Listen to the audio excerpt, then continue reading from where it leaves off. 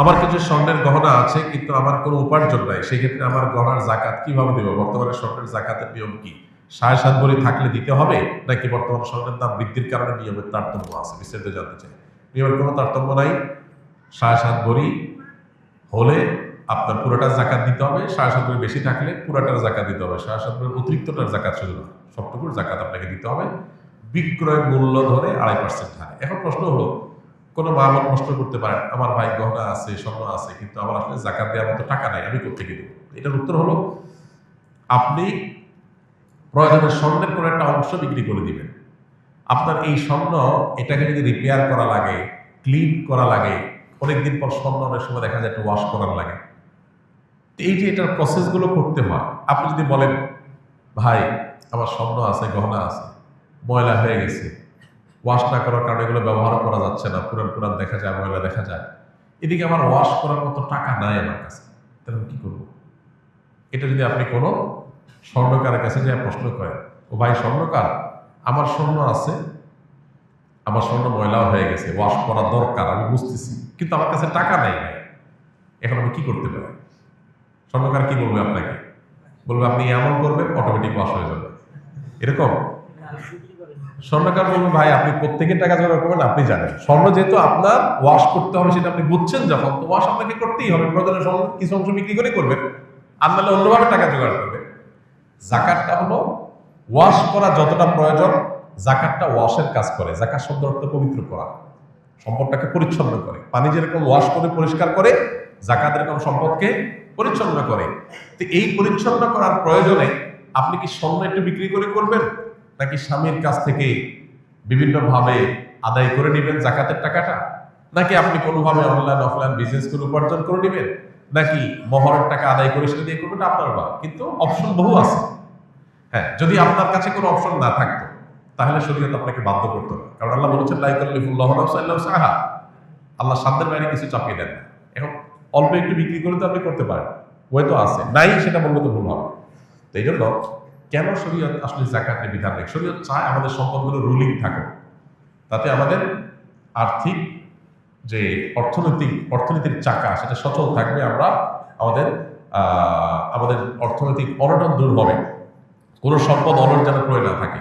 জাকাত দিতে হবে এই গরজে আপনি বাধ্য হয়ে ওটা টাকা খাটাবেন, বা আপনি এটা বিজনেস করবেন, আপনি ইনকাম সোর্স বের করবেন। অনেক মেয়েরা আছে স্বামীরে মাফ করে দেয়, মহরের টাকা দেওয়া লাগবে না, থাক মাফ তোমার জন্য। এদিকে জাকাত দিতে পারতেছে না, এসে হুজুরের কাছে কাগজ লিখে দেয়। আপনি নিজে অভাবী, জাকাত দেওয়ার টাকা নাই আপনার কাছে, তো স্বামীর মাফ করতে বলছে কি আপনাকে? আপনি নিজে জাকাত দেওয়ার মতো আপনার যেটা নেসেসারি খরচ করতেই হবে, সেটার জন্য আপনার টাকা নেই, আপনি নিজেই তো গরিব তাহলে, তো সেখানে আপনি আমার দাম করতে আসছেন কেন স্বামীকে? স্বামীর নাকের রশি দিয়া বলেন, মহরের টাকা নিয়ে আসো, জাকাত দেব, শেষ। তাহলে আপনি দায় মুক্ত হয়ে গেলেন। আল্লাহ তাআলার 99 নাম মুখস্থ করার ফজিলত কি?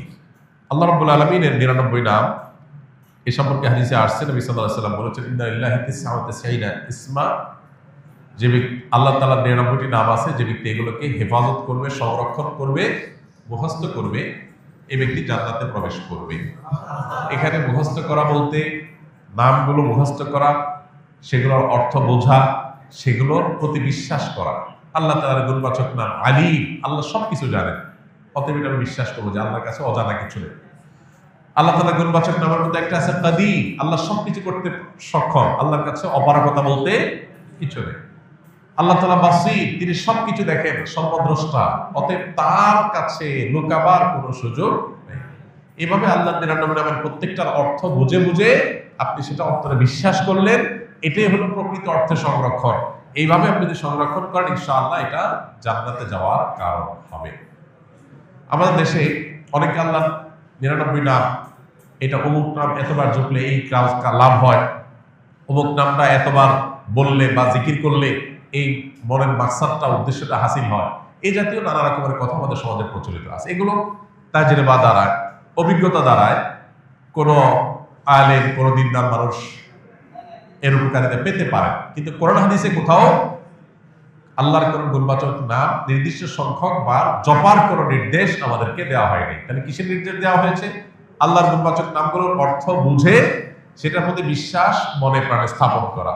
এটা তাওহীদের গুরুত্বপূর্ণ একটা পার্ট, যেটা আমাদের অনেকেরই এখনো নেওয়া হয়নি। আমরা অনেকেই নিজেকে মুসলমান দাবি করি, আল্লাহর গুণবাচনা নামের অনেক নাম আছে যেগুলো আমরা হয়তো শুনি না, জানি না, এবং সেটার অর্থ বুঝে যে মনে বিশ্বাস করব, জানি না বিশ্বাস থেকে আসে। তো এই জন্য আল্লাহর গুণবাচক নামগুলো আমাদের জানা দরকার, বোঝা দরকার, বিশ্বাস করা দরকার। কোনো সন্তান যদি বাবা মার কাছাকাছি বসে কোরআনে কারীমের তেলাওয়াত করেন এবং তার মনের উদ্দেশ্য আল্লাহর সন্তুষ্টি, তবে কাছাকাছি বসেছে এই কারণে যাতে তার বাবা মাও দেখে খুশি হন এবং আল্লাহর শুকরিয়া আদায় করে, তাহলে এই কারণে কি আল্লাহর সাথে শরীক হবে? কোনো সন্তান বা কোনো মানুষ যদি কোরআনে কারীমের তেলাওয়াত বা কোনো নেক আমল করেন, সেটা আল্লাহকে দেখানোর জন্যই করবেন, কোনো মানুষকে দেখানোর জন্য নয়। পাশাপাশি তার অভিভাবক, বাবা মা যারা তার আমল ইবাদত নিয়ে এমনিতে অরিড এবং পেরেশান থাকেন, তাদেরকে আশ্বস্ত করা, তাদেরকে পেরেশানি দূর করার উদ্যোগ নেওয়া, এটা মৌলিকভাবে দোষের না। ইনশাআল্লাহ এর কারণে রিয়া হবে না, আশা করা যায় এর কারণে শিরক হবে না। মূল উদ্দেশ্য আল্লাহকে খুশি করাই, এবং সেটাই একমাত্র উদ্দেশ্য। পাশাপাশি বাবা মা তার তেলাওয়াত নিয়ে যে পেরেশানি বা তার আমল নিয়ে যে পেরেশানিতে আছেন, সেটা দূর করার জন্য তাদেরকে জানানো, তাদেরকে বলা, এটা ইনশাআল্লাহ লৌকিকতার মধ্যে পড়বে না। আর যদি তেলাওয়াত বা আল্লাহকে দেখানো সওয়াব আহরণ করার চাইতে বাবা মার কাছে জাহির করাটাই মুখ্য হয়, তাহলে সেক্ষেত্রে সেটা ভিন্ন বিষয় হবে। ইন্নামাল আমালু বিন্নিয়াত, তার মূল উদ্দেশ্য কি সেটা হলো দেখার বিষয়। স্বর্ণ আছে 6 ভরি, টাকা আছে 50,000, আমার কি যাকাত হবে? হলে কত টাকা হবে? দেখুন, স্বর্ণ যদি থাকে শুধু স্বর্ণ, তাহলে 7.5 ভরির নিচে থাকলে যাকাত আসবে না। আর যদি স্বর্ণের সাথে টাকা বা রূপা থাকে, তাহলে সেক্ষেত্রে উভয়টার ভ্যালু বা মূল্য যোগ করে তার যোগফল যদি 52.5 ভরি রূপা মূল্যকে টাচ করে, তাহলে যাকাত আসবে। ব্যাপারটা হলো এরকম, শুধু স্বর্ণ থাকলে তখন 7.5 ভরির নিচে সেটা যাকাতেবল হবে না, কিন্তু স্বর্ণের সাথে যখন টাকা যুক্ত হবে তখন ওটার ভ্যালুটা অ্যাড হবে। ধরা যাক আপনার কাছে স্বর্ণ আছে 6 ভরি, তাহলে 6 ভরি স্বর্ণের এখন বাজার দর আনুমানিক কত টাকা হতে পারে? 6 ভরির দাম কেমন 9 লাখ হয়? এত টাকা? 1.5 লাখ টাকা ভরি? আচ্ছা, 1.5 লাখ করে যদি ভরি হয় তাহলে 9 লাখ, যেটাই হয় 1 লাখ করে হলে 6 লাখ, 1.5 লাখ হলে 9 লাখ। এই টাকার সাথে আরো 50,000 যুক্ত হয়েছে, তাহলে এই টাকা দিয়ে 52.5 তোলা রূপা কেনা যাবে না? যাবে না।